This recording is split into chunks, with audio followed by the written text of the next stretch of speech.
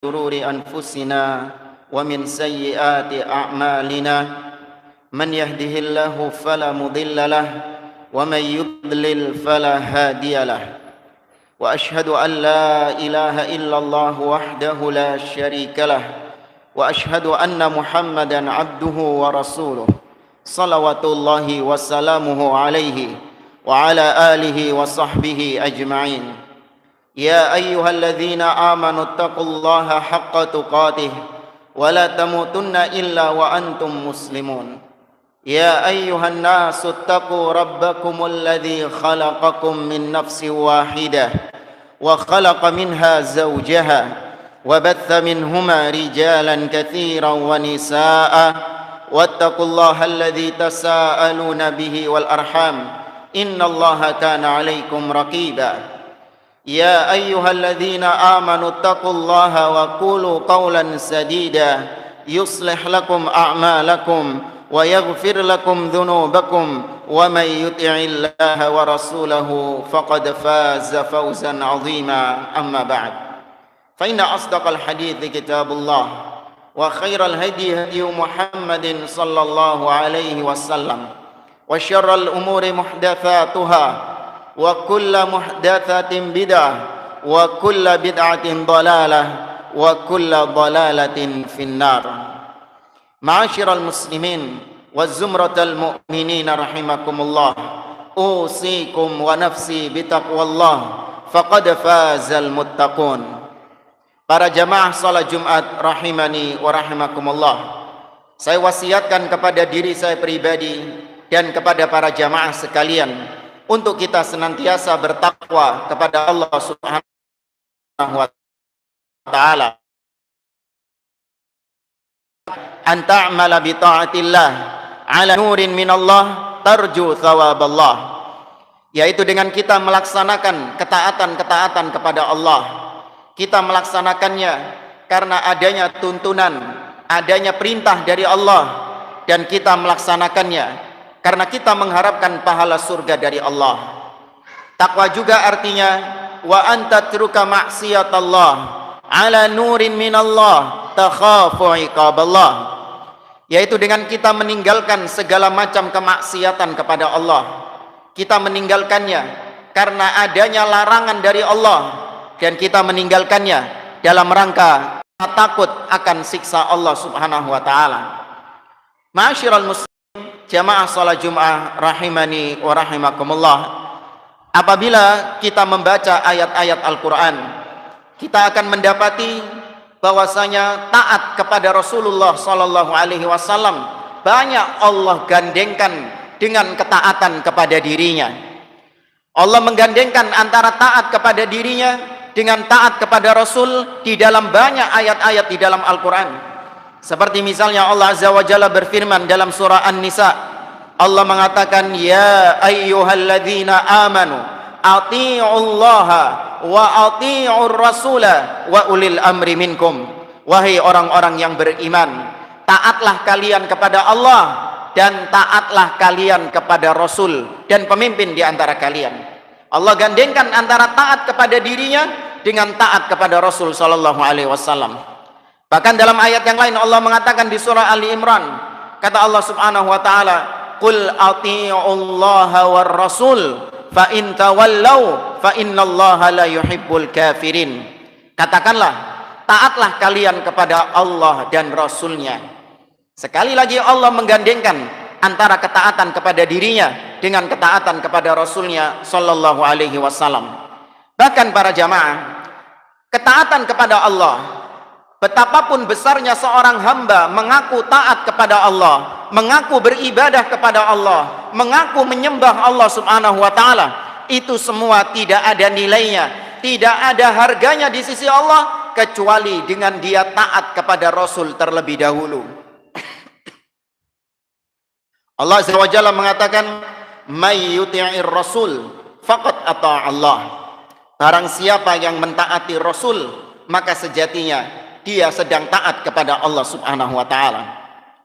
Allah Subhanahu wa taala menjanjikan bahwasanya barang siapa yang taat kepada Rasul, Allah janjikan baginya pahala yang besar. Allah janjikan kepadanya surga Allah Subhanahu wa taala. Dan sebaliknya, barang siapa yang tidak taat kepada Rasul, maka berarti dia tidak taat kepada Allah Subhanahu wa taala, dan Allah ancam dia dengan siksa yang pedih di akhirat. Allah Azza wa Jalla mengatakan, "Wa may ya'sillaha wa rasulah." Barang siapa yang durhaka kepada Allah dan Rasulnya, yaitu tidak taat kepada Allah Subhanahu wa taala dan kepada Rasulnya sallallahu alaihi wasallam, maka kata Allah Subhanahu wa taala, barang siapa yang durhaka kepada Allah dan Rasulnya, wa yata'adda hududahu yudkhilhu naran khalidan fiha, dia akan dimasukkan ke dalam neraka dan dia kekal di dalam neraka selama-lamanya.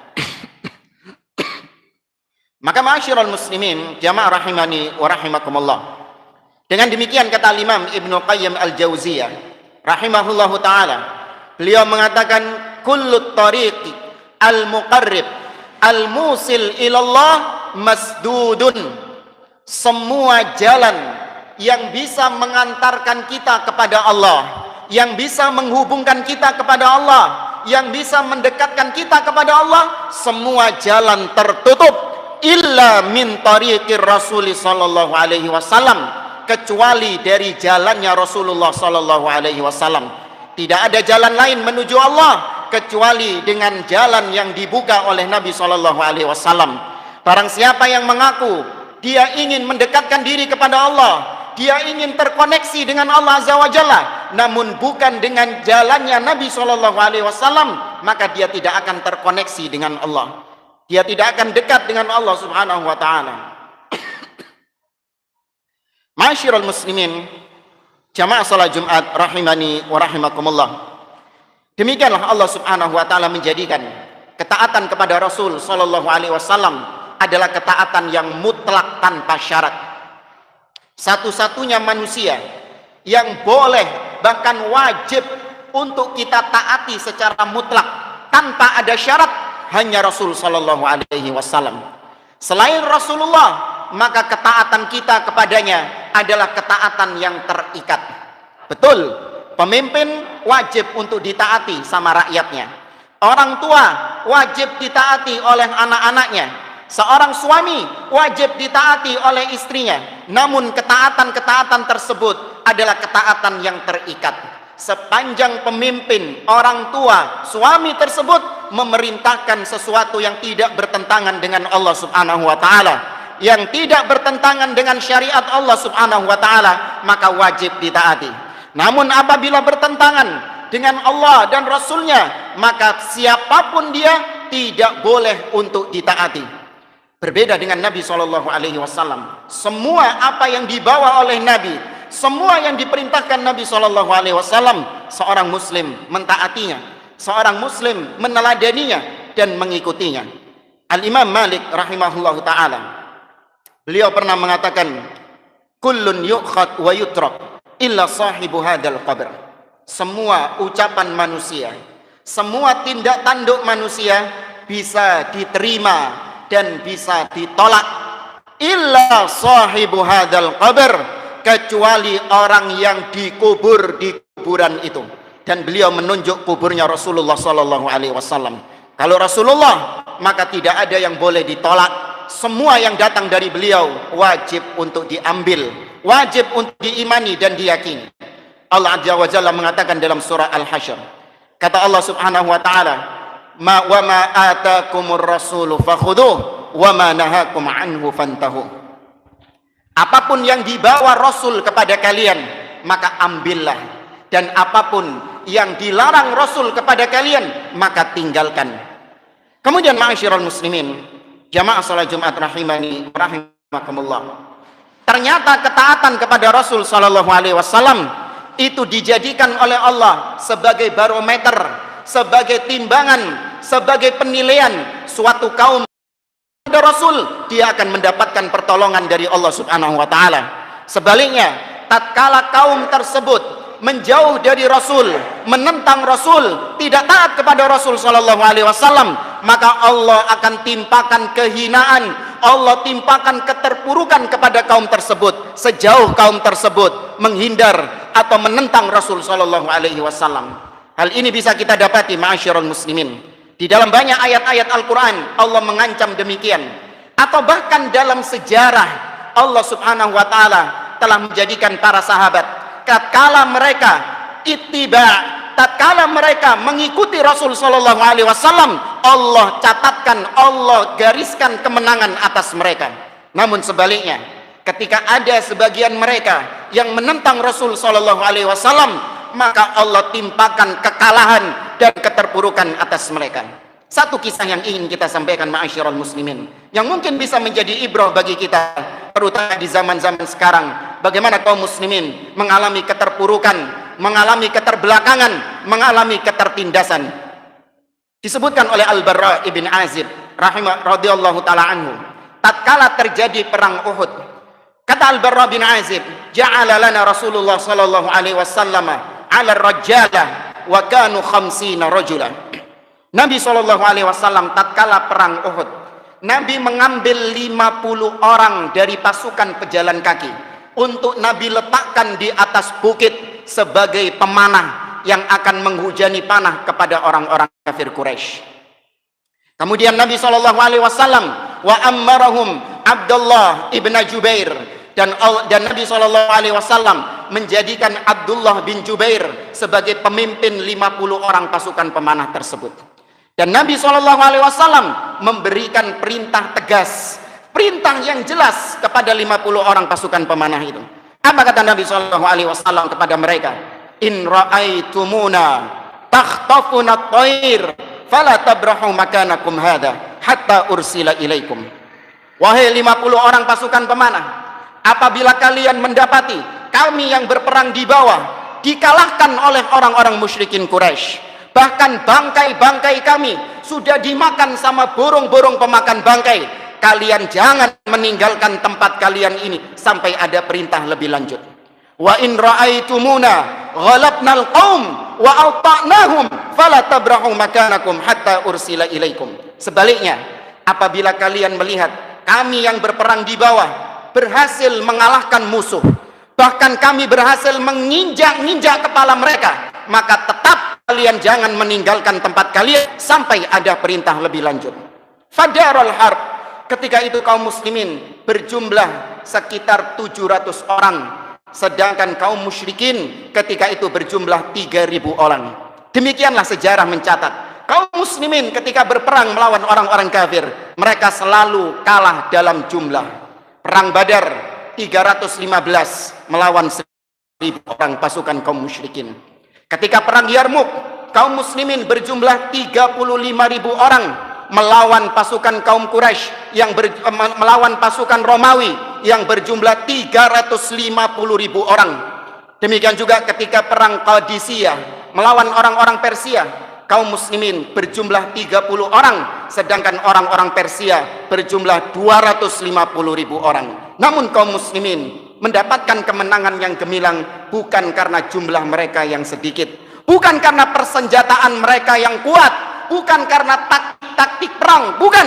Mereka mendapatkan kemenangan karena tauhid mereka kepada Allah Subhanahu wa taala dan karena ittiba, karena taatnya mereka kepada Rasul sallallahu alaihi wasallam. Itu kunci kemenangan umat Islam dan kejayaan umat Islam. Fadarul harb, maka terjadi peperangan antara kaum muslimin dengan orang-orang Quraisy. Kata Al-Barra bin Azib, wa ana wallahi ra'aitun nisa'al musyrikat yashtadidna qad badat minhunna khalakhiluhunna wa aswukuhunna rafi'atin thiyabahunna. Demi Allah, aku melihat wanita-wanita Quraisy yang mereka ikut dalam peperangan hanya untuk menyemangati suami-suaminya yang berperang. Aku melihat wanita-wanita Quraisy, mereka lari terbirit-birit sampai mereka menyingkap betis-betis mereka, terlihat perhiasan-perhiasan gelang-gelang yang ada di kaki mereka, karena mereka takut kabur kepada kaum muslimin, kabur terhadap kaum muslimin ketika perang Uhud. Setelah perang, maka kaum muslimin mulai mengumpulkan ghanimah yang memang dihalalkan oleh Allah Subhanahu wa taala. 50 orang pasukan pemanah Sebagian di antara mereka berinisiatif untuk ikut turun ke bawah, berinisiatif untuk ikut mengambil ghanimah. Maka tatkala itu Abdullah bin Jubair, sang pemimpin pasukan pemanah, mengingatkan mereka, anasitum ma qala lakum Rasulullah sallallahu alaihi wasallam. Apakah kalian lupa apa yang diucapkan Rasul sallallahu alaihi wasallam kepada kalian? Kalian gak boleh meninggalkan tempat kalian. Kalian tetap berada di sini sampai ada perintah lebih lanjut dari beliau sallallahu alaihi wasallam. Namun segelintir mereka tetap ngotot turun ke bawah. Mereka mengatakan, wallahi lanatiyannal qaum falanusibanna minal ghanimah. Tidak, demi Allah, kami akan tetap turun ke bawah. Kami akan tetap ingin mengambil bagian ghanimah kami. Maka sebagian di antara 50 orang, disebutkan 40 orang sekian turun ke bawah, tersisa kurang dari 10 orang yang ada di atas bukit. Maka tatkala itu Khalid ibnul Walid yang ketika itu masih di kalangan kaum musyrikin melihat peluang emas untuk melakukan serangan balik kepada kaum muslimin, karena sudah ditinggal oleh para pasukan pemanah yang selama ini merepotkan barisan kaum musyrikin. Khalid ibnul Walid mulai merapikan pasukannya, kemudian memutar ke arah belakang bukit dan memukul kaum muslimin, menyerang kaum muslimin dari belakang yang sedang sibuk mengumpulkan ghanimah. Sebagian pasukan pemanah sudah tidak lagi bisa menghalau pasukan Khalid bin Walid karena kekurangan banyak personil.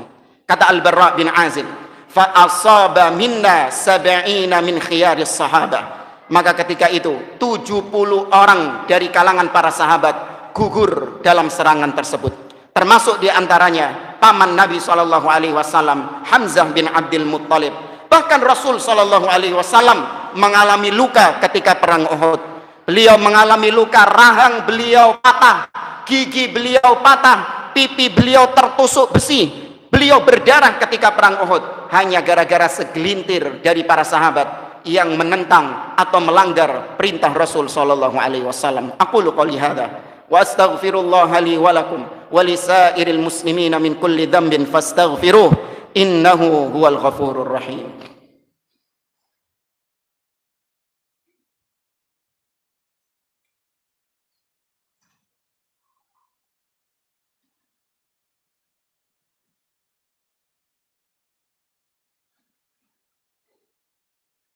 Alhamdulillahi rabbil alamin, wassalatu wassalamu ala ashrafil anbiya'i wal mursalin, nabiyina Muhammadin wa ala alihi wa sahbihi ajma'in, thumma amma ba'd. Para jamaah salat Jumat rahimani wa rahimakumullah, kemenangan yang kata sirna begitu saja. Kata para ulama, ada ibrah yang bisa diambil dari peristiwa kekalahan kaum muslimin di perang Uhud. Yang ibrah itu juga menjadi pelajaran buat kita di zaman sekarang. Betapa kaum muslimin dalam kondisi kalah, dalam kondisi yang terpuruk di zaman kita sekarang. Di antara ibrahnya adalah kehadiran Rasul SAW di tengah-tengah pasukan kaum muslimin tidak serta-merta menjadikan Allah menolong mereka. Kehadiran Rasul SAW, Nabi SAW masih ada di tengah-tengah mereka. Namun bukan berarti kemudian langsung menolongnya hanya dengan alasan ada. Allah tetap melihat bagaimana kaum tersebut. Rasul sallallahu alaihi wasallam baru Allah berikan pertolongan kepada mereka. Kemudian para jemaah, di antara ibrahnya juga perhatikan bahwasanya satu kesalahan, satu penentangan kepada Rasul sallallahu alaihi wasallam, menyelisihi satu perintah Rasul sallallahu alaihi wasallam, menyebabkan kekalahan kaum muslimin sedemikian rupa di perang Uhud. Bagaimana dengan kita di zaman sekarang? Berapa banyak di antara kita, di antara kaum muslimin yang menyelisihi Rasul sallallahu alaihi wasallam, menentang Rasul sallallahu alaihi wasallam, bahkan naudzubillah menghina, mengejek sunnah Nabi sallallahu alaihi wasallam. Maka sudah sepantasnya dan sudah selayaknya kaum muslimin lebih layak mendapatkan kekalahan dan keterbelakangan di zaman kita sekarang. Masihkah kita bertanya-tanya? Masihkah kita protes kepada Allah Subhanahu wa taala? Kenapa kaum muslimin tak kunjung ditolong sama Allah? Kenapa kaum muslimin senantiasa ditindas, senantiasa dihina, senantiasa terpuruk? Tidakkah kita mengaca kepada diri kita? Padahal kita yang menjadi sebab kekalahan kaum muslimin. Kita yang menjadi sebab keterbelakangan kaum muslimin. Karena banyak di antara kita yang menyelisihi Rasul sallallahu alaihi wasallam, meninggalkan sunnah Nabi sallallahu alaihi wasallam, bahkan menghina, mengejek sunnah Islam berjaya. Kembali kepada ajaran Rasul sallallahu alaihi wasallam. Taati Nabi sallallahu alaihi wasallam, karena dengan itu Allah akan mengentaskan keterpurukan umat. Dengan itu Allah akan mengembalikan kejayaan umat. Nabi sallallahu alaihi wasallam pernah bersabda, "Idza tabaitum bil 'ina wa akhadtum adnabal baqar wa raditum biz zar' wa taraktumul jihad, sallatallahu alaikum dhullan la yanzi'uhu ankum hatta tarji'u ilaikum." Apabila kalian wahai umat Islam telah melakukan jual beli dengan cara riba, dan kalian tamak dengan peternakan dan pertanian kalian, yaitu tamak dengan dunia kalian, dan kalian meninggalkan jihad sebagaimana jihad dalam umum, jihad yang umum diantaranya juga jihad adalah menuntut ilmu syar'i, belajar agama, bahkan itu termasuk afdolul jihad. Ketika kalian tinggalkan, kata Nabi, sallallahu alaikum dhullan, Allah akan timpakan kepada kalian keterpurukan dan keterhinaan. La yanzi'uhu ankum, dan Allah tidak akan mencabut kehinaan itu dari kalian sampai kapan?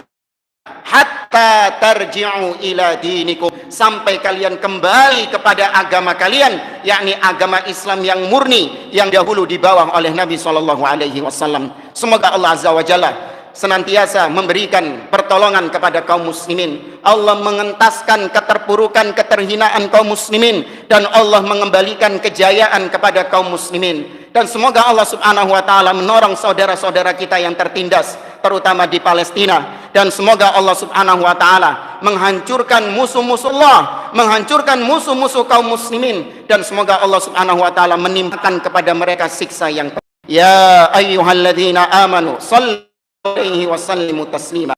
Allahumma salli ala Muhammad wa ala ali Muhammad kama sallaita ala Ibrahim wa ala ali Ibrahim, wa barik ala Muhammad wa ala ali Muhammad kama barakta ala Ibrahim wa ala ali Ibrahim innaka Hamidum Majid. Allahumma ighfir lil mu'minina wal mu'minat wal muslimina wal muslimat al ahya'i minhum wal amwat innaka sami'un qaribun mujibud da'awat. Allahumma ربنا لا إله إلا أنت خلقتنا ونحن عبادك ونحن على عهدك ووعدك ما استطعنا نعوذ بك من شر ما صنعنا نبوء لك بنعمتك علينا ونبوء لك بذنوبنا فاغفر لنا فإنه لا يغفر الذنوب إلا أنت. اللهم أعز الإسلام والمسلمين وأذل الشرك والمشركين أعداءك أعداء الدين.